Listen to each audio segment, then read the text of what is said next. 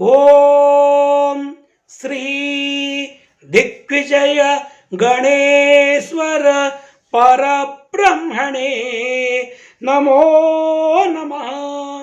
ఓం శ్రీ లక్ష్మీ వెంకటేశాయ నమో నమః.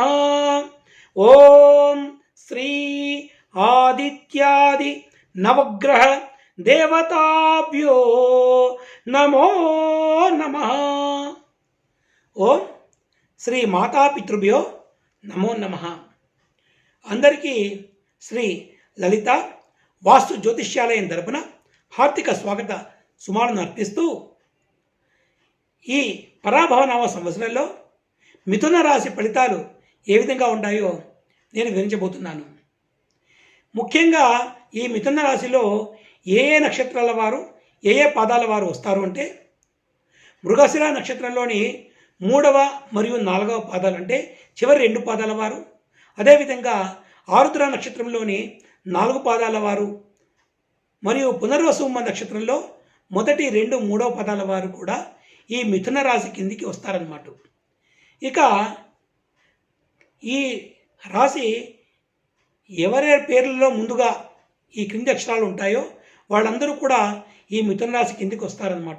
నామక్షరాలుగా వారి పేర్లలో ముందుగా క, కి, కు, ఖం, జ్ఞ, ఛ, కే, కో, హ ఈ అక్షరాలతో ఎవరి పేరైతే ప్రారంభించబడుతున్నాయో వారందరికీ కూడా ఈ మిథున రాశి అనేది అప్లై అవుతుందన్నమాట. ఇక ఈ సంవత్సరము ఈ మిథున రాశిలో ఈ రాశి వారికి ఈ సంవత్సరము ఆదాయం 8గా ఉంటుంది, వ్యయం అయితే 11గా ఉంటుంది, రాజపూజ్యం 7గా ఉంటుంది, అదేవిధంగా అవమానం కూడా సరిగ్గా 7గా ఉండబోతుందన్నమాట. ఈ రాశి వారికి ఈ సంవత్సరము కుజుడు జన్మంలో ఉన్నాడు, గురుడు జన్మంలో ఉన్నాడు, శని అత్యంత శుభుడుగా ఉన్నాడు, రాహు అష్టంలో ఉన్నప్పటికీ కేతు కూడా శుభుడుగా ఉండడం వల్ల ఈ రాశి వారికి ఈ సంవత్సరము అత్యంత యోగప్రదంగా ఉండగలదన్నమాట. వీరికి ధనాదాయం బాగుంటుంది, చక్కటి ఉన్నత స్థితిని పొందగలుగుతారు, వీరు ఆలోచన శక్తి పెంపొందించుకుంటారు, తద్వారా మంచి విజయాలను పొందగలుగుతారు, ఆరోగ్యం కూడా చక్కగా కాపాడుకోగలుగుతారు, అనారోగ్యాన్ని దూరం చేసుకోగలుగుతారు, అదేవిధంగా నూతన గృహ నిర్మాణాలను కూడా వీరు చేపడతారన్నమాట. పాత గృహాలను మరమ్మతులు చేయించడం కావచ్చు, కొత్త భూమిని కొనడం కావచ్చు, విలువైన వాహనాలను కొనుగోలు చేయడం కావచ్చు, ఇలాంటి శుభ ఫలితాలను కూడా వీరు పొందగలుగుతారన్నమాట.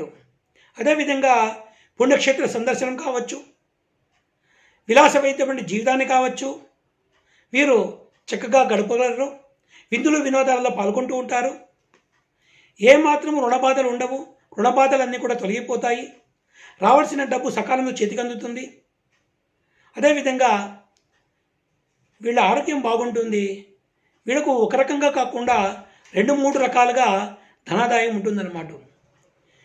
ఈ సంవత్సరంలో ఈ రాశికి సంబంధించినటువంటి ఉద్యోగస్తులు కూడా చక్కగా ప్రమోషన్లు కావచ్చు, అనుకున్న చోటికి బదిలీలు కావచ్చు పొందగలుగుతారు, తర్వాత వాళ్ళు చక్కగా గౌరవ మర్యాదలు పొందుతారు, వారు అనుకున్నవన్నీ కూడా చక్కగా పొందగలుగుతారన్నమాట.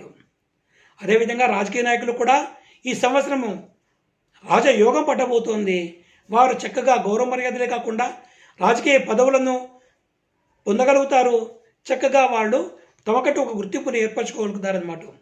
ఇక ఈ సంవత్సరంలోని కళాకారులు కొద్దిగా శుభాశుభ ఫలితాలను చూడాల్సి ఉంటుంది, కాబట్టి వారు కనుక శ్రమతో కష్టంతో ధైర్యంతో ముందుగడుగు వేస్తే వారికి కూడా వారి శ్రమకు గుర్తింపు లభిస్తుంది, వారికి మంచి మంచి అవకాశాలు లభిస్తాయి, అదేవిధంగా వారికి కొన్ని అవార్డులు వచ్చే కూడా అవకాశం కనబడుతూ ఉందన్నమాట.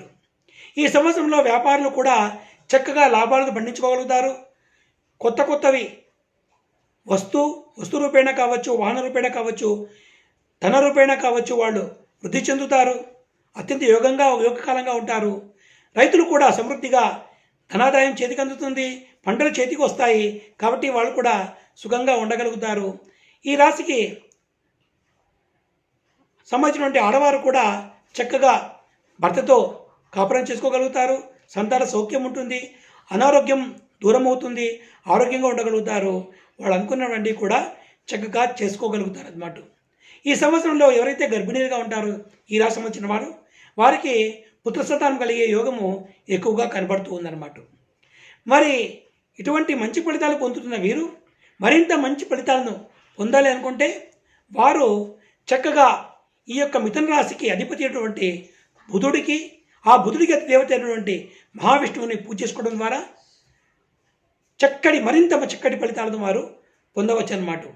వీరు చక్కగా ప్రతిరోజు స్నానం చేసి దీపారాధన చేసిన తర్వాత భగవంతుడి ముందు కూర్చొని ఇప్పుడు నేను చెప్పబోయే మంత్రాలను కనుక శ్రద్ధాభక్తులతో 108 సార్లు కనుక జపించగలిగితే వారు మహోన్నతమైన ఫలితాలను పొందగలుగుతారన్నమాట.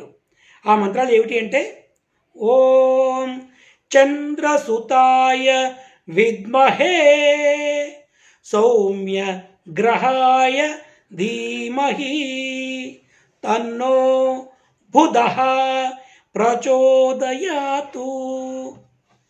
చూడండి, ఓం చంద్రసుతాయ విద్మహే సౌమ్యగ్రహాయ ధీమహి తన్నో బుధః ప్రచోదయాతు అంటూ బుధుడిని, అదేవిధంగా ఆ బుధుడికి అధిపతివైనటువంటి శ్రీ మహావిష్ణువును ఓం నారాయణాయ విద్మహే వాసుదేవాయ ధీమహి తన్నో విష్ణు ప్రచోదయాతు.